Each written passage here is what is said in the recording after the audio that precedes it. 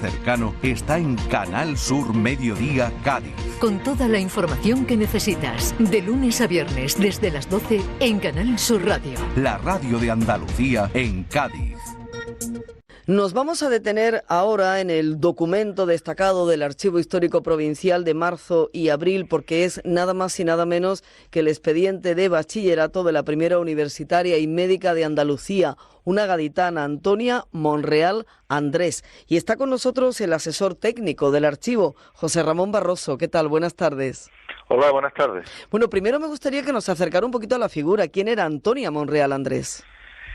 Bueno, por lo que podemos saber, y podemos saberlo a través de su expediente académico que se conserva aquí en nuestro archivo, bueno, no podemos hablar con ella, que es lo que nos gustaría, ¿no? Ojalá, ¿verdad?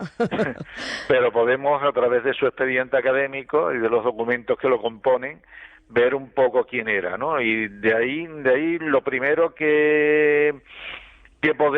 la primera conclusión que podemos extraer es que se trataba de una chica, una niña, porque su expediente se inicia con 9 años, cuando ella accede por primera vez al instituto provincial, y tenía que ser una chica con una voluntad férrea y con una vocación muy fuerte, ¿no? Porque inicia sus estudios de bachillerato en 1882 sin saber si eso le va a valer para algo, porque no estaba claro aún. En esta época hay muchos vaivenes en lo que es la legislación educativa y no se tenía muy claro que estos estudios le sirvieran para algo y le sirvieran sobre todo para continuar estudios superiores.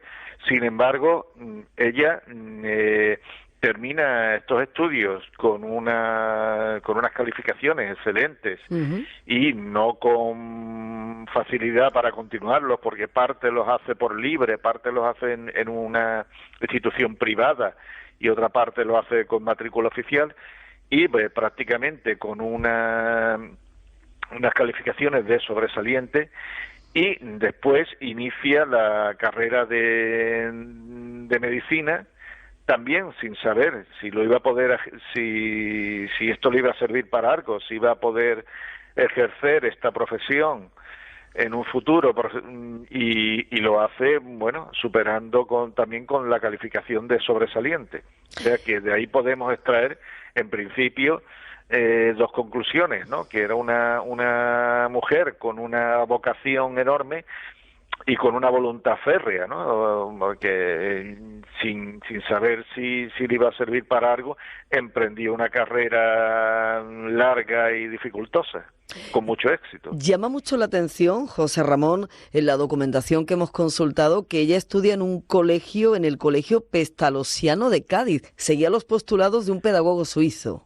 Sí, los colegios pestalozzianos, que hoy existen, incluso todavía siguen existiendo en algunos países, incluso en España hay, ¿no? Siguen los dictados o las teorías de un pedagogo suizo, Pestalozzi, y era algo bastante avanzado para la época, ¿no? Porque, resumiéndolo así un poco, centraba los estudios más en la experiencia, introducía la educación física, que en esta época todavía era algo no muy normal, no muy admitido, y aquí en Cádiz había un colegio, que era el Colegio Pestalozziano, que estaba situado en la Plaza de las Viudas, y que su director era un pedagogo, Vicente Ramírez Brunet, que de hecho le firma, en su expediente aparece porque le firma como en una instancia, como una especie de presentación.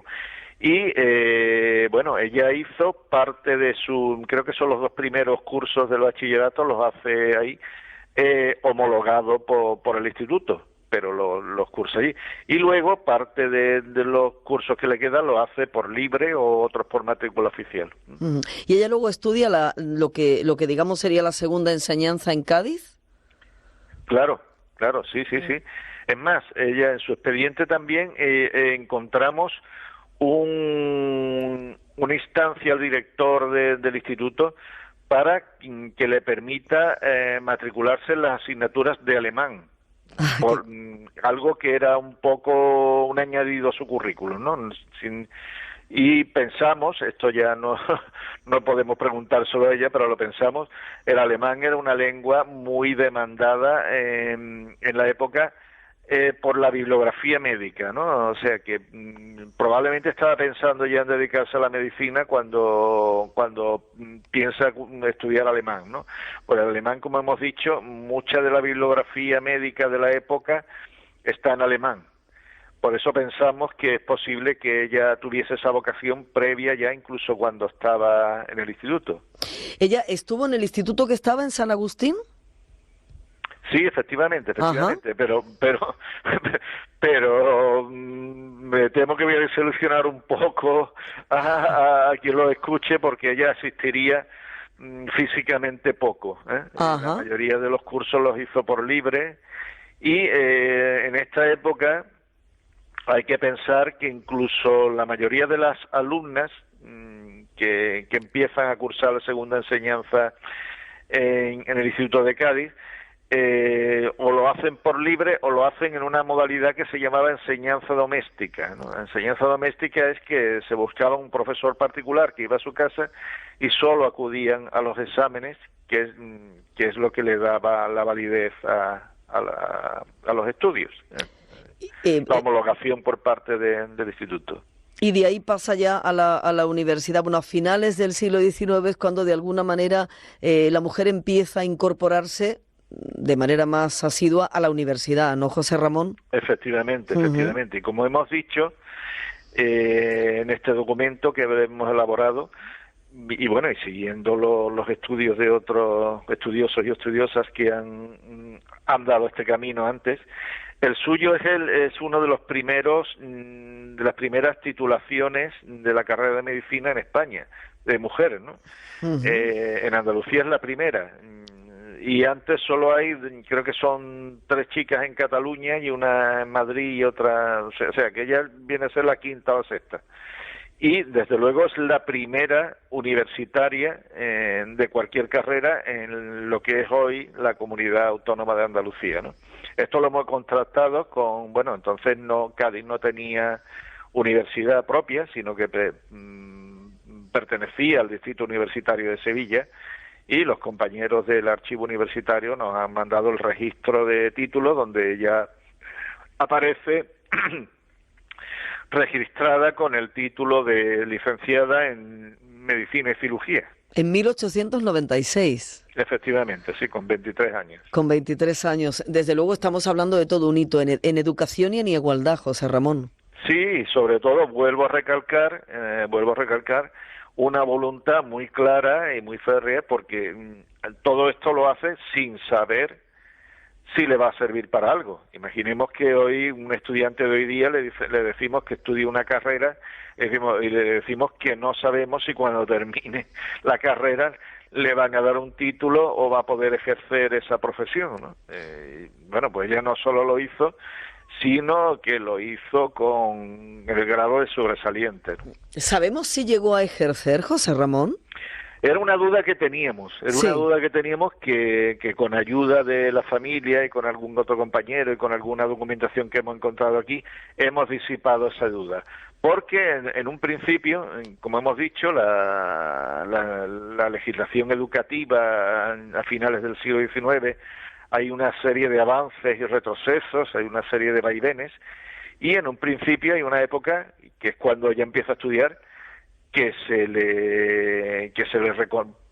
le permite estudiar secundaria, pero no una carrera universitaria, o sea que ella empieza a estudiar sin saber si le va a valer para algo el bachillerato. Cuando ella empieza a estudiar en la universidad, no se sabía tampoco si le iban a dar el título, pero al final se lo dan.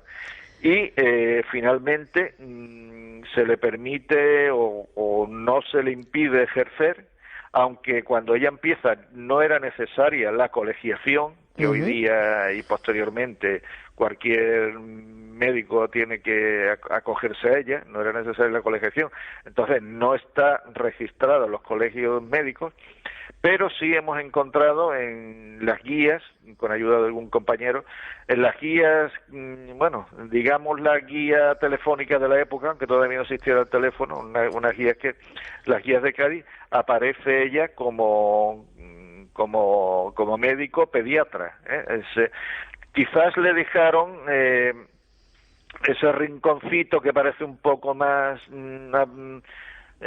apropiado para la mujer, como es la pediatría. Que era cuidar de niños, pero de otra manera, ¿no? Efectivamente. Y sí, parece que ejerció y con éxito esta profesión hasta que falleció. Y que tenía su consulta privada en la zona, no tenemos todavía claro en qué calle, pero bueno, en la zona de San Antonio. Ajá, en la plaza de San Antonio. José Ramón. Por eso no sé seguro la calle, pero bueno.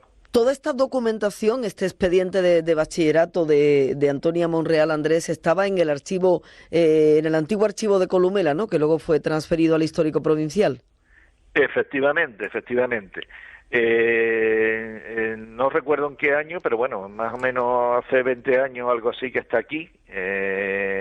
Nosotros también, gracias a los que nos precedieron en nuestra labor de archiveros, elaboraron en su día una base de datos con todos los nombres de alumnos y alumnas que han cursado, bueno, desde finales del siglo XIX. Y de hecho, en este documento, y lo digo para algunas personas que tengan algún familiar que haya, adjuntamos al final como anexo el listado de las alrededor de 40 chicas primeras que estudiaron o que se matricularon al menos en el instituto, ¿eh?